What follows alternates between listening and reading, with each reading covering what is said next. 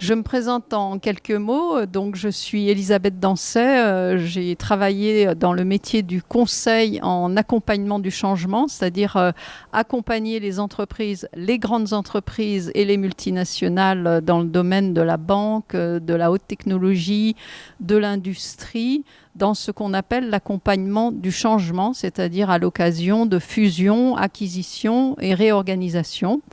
Je suis diplômée de l'ESSEC, ingénieure en informatique, et je me suis passionnée pour ce qui se passait pendant cette crise Covid, ce qui m'a amenée à faire ces conférences sur l'intelligence artificielle. Ce qu'on appelle l'intelligence artificielle, c'est à la fois l'ensemble des théories et des développements de systèmes informatiques qui simulent le vivant, la biologie, l'humain dans toutes ses fonctions et ses activités. Le transhumanisme, en fait, c'est né du désir de trouver des solutions à toutes les faiblesses humaines, que ce soit les faiblesses physiques, psychiques, intellectuelles, en y palliant grâce à la technologie. Et en fait, c'est un désir de s'améliorer, de créer un super humain qui est devenu très populaire, notamment dans la Silicon Valley en Californie, auprès des ingénieurs en informatique, avec une volonté de fusionner la biologie et l'inorganique, l'ordinateur.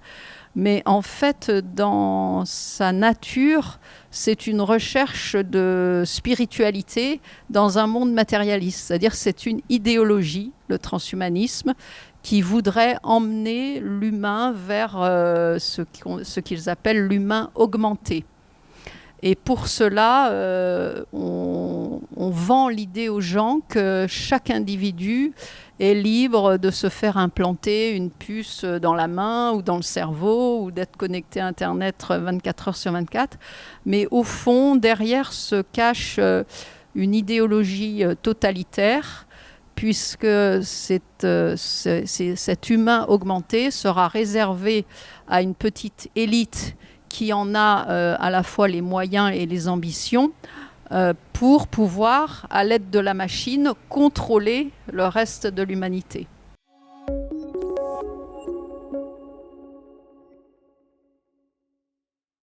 Dans le cadre de la crise Covid, ce qui s'est passé, c'est que tout le monde a, je pense, remarqué aujourd'hui, après 2 ans, que les réponses ont été les mêmes partout dans le monde, dans chaque pays, dans chaque gouvernement. On a orienté l'ensemble de la population vers une solution qui semblait la solution unique, c'est-à-dire la vaccination avec des injections de nature expérimentale, alors qu'en même temps, on a assez vite découvert, grâce à des infectiologues, à des médecins, à des immunologues, qu'il y avait des traitements qui marchaient par rapport à ce virus.